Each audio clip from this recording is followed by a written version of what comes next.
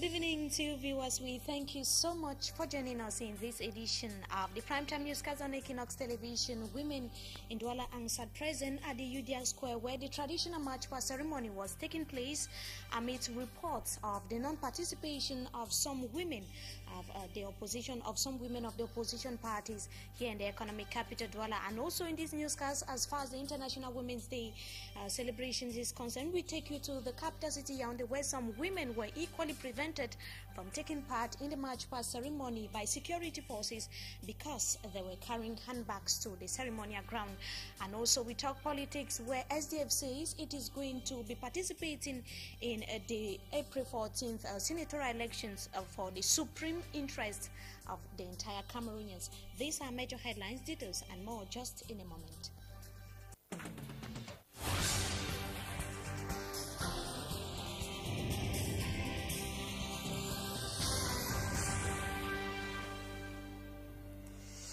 Thanks indeed, viewers, for joining us in this edition of the Primetime Newscast on Equinox Television. Women here in the economic capital Douala, with several inscriptions on their banners, denounce violence against women as they march past the UDR Square here in the economic capital Douala. And they were saying, and they were, it was in celebration or in activities marking the 28th edition of the International Women's Day. And Rani Bell Satowara tells us in the following report that amongst political parties that took part in the march past ceremony at the UDR Square, only the women arm of the CPDM political party participated. Her report. The usual heavy presence of women on the occasion of the celebration of Women's Day was not observed this 2013. This woman explained that as years go by, women seem to have little attention in the event. Other women, however, said the event went on hitch-free.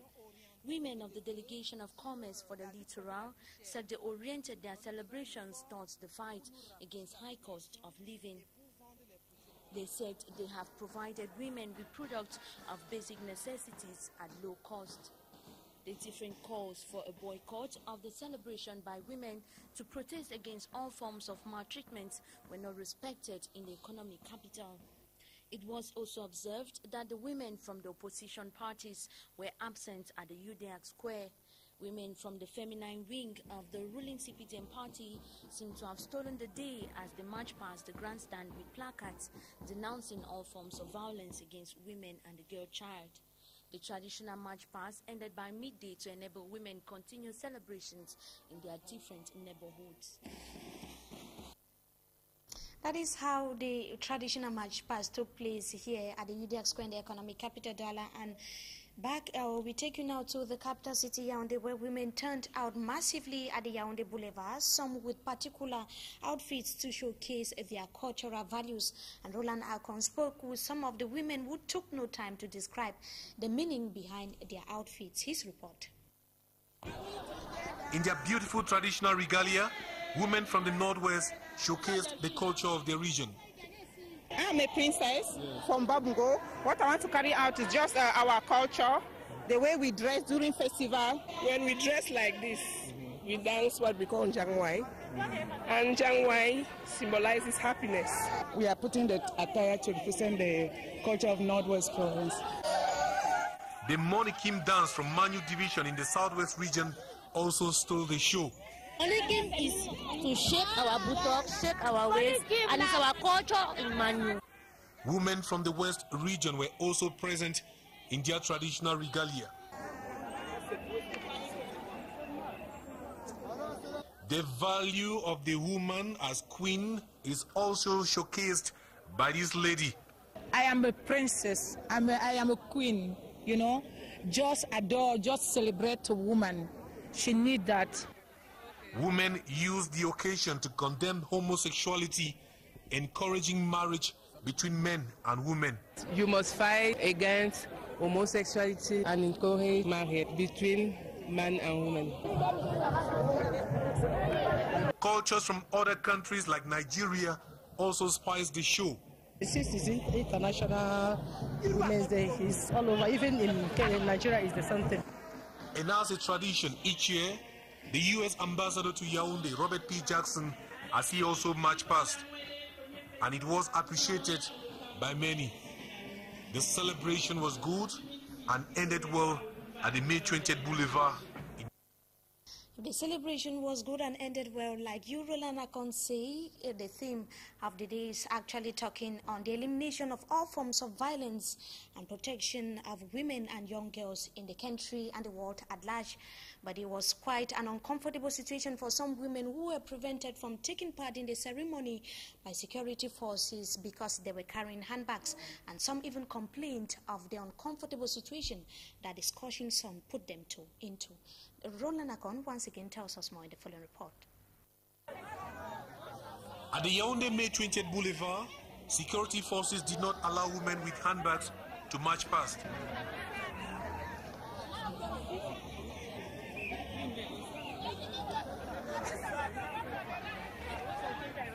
The march past was a very tiring exercise, especially under the scorching heat of the sun.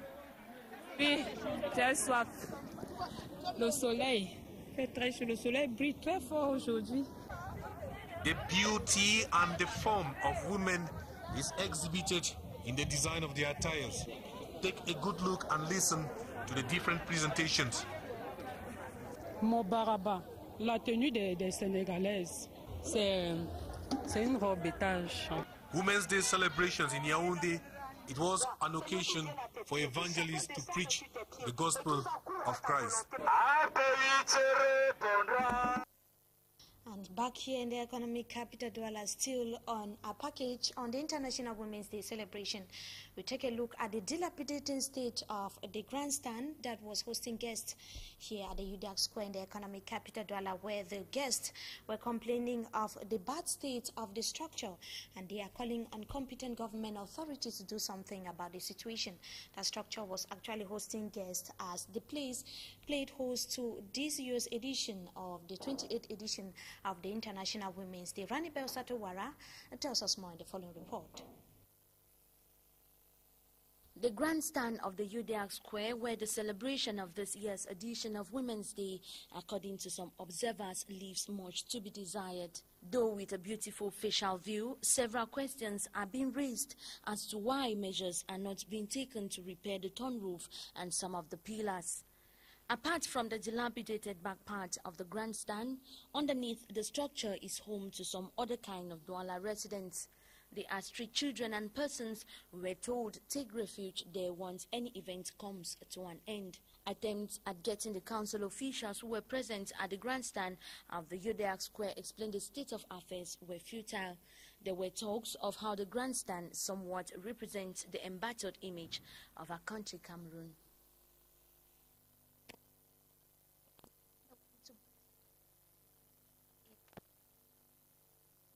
And the Minister for Agriculture was in that part of Cameroon to seek ways of improving upon the annual yields of farmers in the Mongo division. Staff Lady Anabila tells us more in the following report.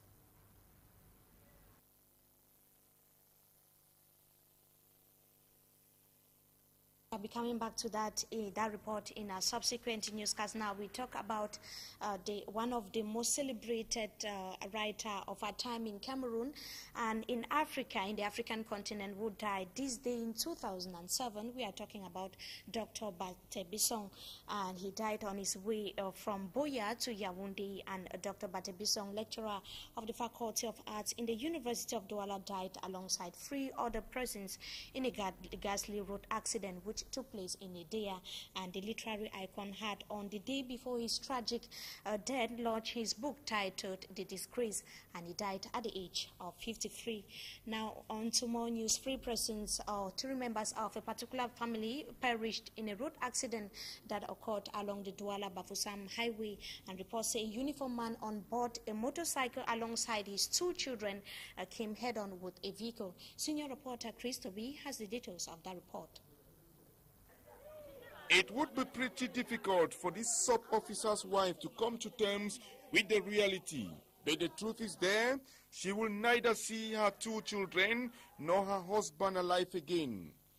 The tragic incident, according to on-the-field sources, occurred as Gendarmerie sub-officer Tizi Michel, who had earlier on taken his two children, aged 3 and 5 years old respectively, to go and buy for them bathroom sandals. Riding at breakneck speed, the gendarme who works with the Ebonne Gendarmerie Brigade attempted to overtake a trailer around Manjo when he came head-on with another vehicle going the opposite direction and driven by the superintendent of the Bafang Public Security of the police, himself transporting wife and children. One of the gendarme's children died on the spot, while sub-officer Tizi Michel and the second child died while at the hospital in Manjo. For now, the different corpses have been kept in a mortuary pending burial date while investigations are ongoing. Now we talk politics, where the Social Democratic Front has said the party will take place in the 14th of April senatorial elections in the country for the supreme interest of all Cameroonians. And Nijon Fundi told journalists yesterday in the capital city Yaoundé after meeting the director of civil cabinet that at the presidency of the republic. Yaoundé-based correspondent Roland Akon caught up with the SDF chair and now tells us more in the following report. Chairman Frundi says the SDF party is going in for the election of senators next April 14. We're having discussions with Mr. Biya, and these discussions, he sent his emissary to talk to us. And looking at the senatorial elections, which is the upper house, we've discussed not only at the level with Mr. Biya, but also at the level of the party. And we've come to the conclusion that we should participate in these elections, notwithstanding what is happening. The change of gear follows a meeting between the chairman and President Biya's chief of cabinet in Yaoundé Thursday. The chairman had vowed the party will not go in for the election of senators until he dialogues with President Biya over the illegalities of the election. We'll make sure that these elections don't take place. I'm going to tell my boys to sharpen their matches. I think we've had enough of it in this country. According to the legal advisor of the SDF party, the change of gear is for the supreme interest of the nation. The reason is that, one, if he, the president, were to die now, the mandate of parliamentarians has expired also. And the mandate of the president of the National Assembly has equally expired. And if such a vacancy were to occur, which we don't want to think about, but if it were to occur, we will be calling of an expired president of the National Assembly to preside over the destiny of a nation. This is very frightening. That is why we've weighed all these irregularities and illegalities, and thought that in the supreme interest of the nation, we should participate in this masquerade.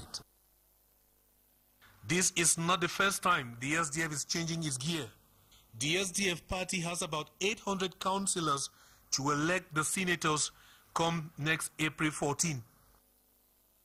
And that is the standpoint of the Social Democratic Front as far as the April 14 senatorial elections in the country is concerned. We have come to the end of this edition of the Primetime Newscast on Equinox Television. We thank you so much for your keen attention.